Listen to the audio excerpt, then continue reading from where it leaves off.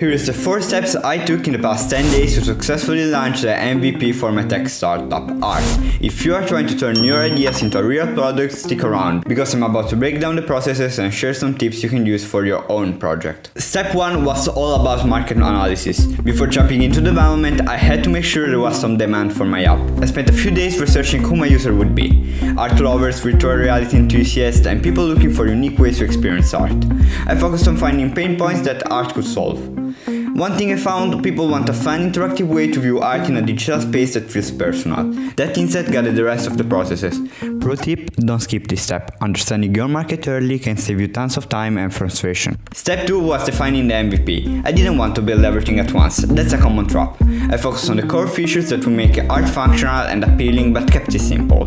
The main features, loading famous painting into any space with the voice assistant. Boom! No overcomplicated UI, no premium features yet, just a basic to test the concept. Pro tip number 2, when you're building your MVP, ask yourself, what's the smallest version of my product that can still provide value to users?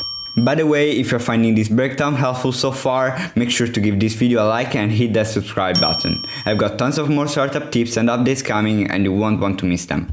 Step 3 was the tech development. Now, as a 15-year-old solopreneur, I didn't have a massive team behind me. But what I did have was a clear focus.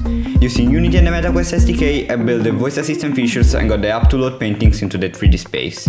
There were some hiccups like getting the microphone to work, but after some troubleshooting I found a solid workaround. It was tough at times, but remember, if you run into roadblocks, it's okay to find a temporary solution and improve it later. It's still the first version of your app, isn't it? Finally, step 4, launching the MVP. I uploaded Art to SideQuest, which was the best platform to get feedback from early users. I kept the promotion simple, using YouTube to let people know about it.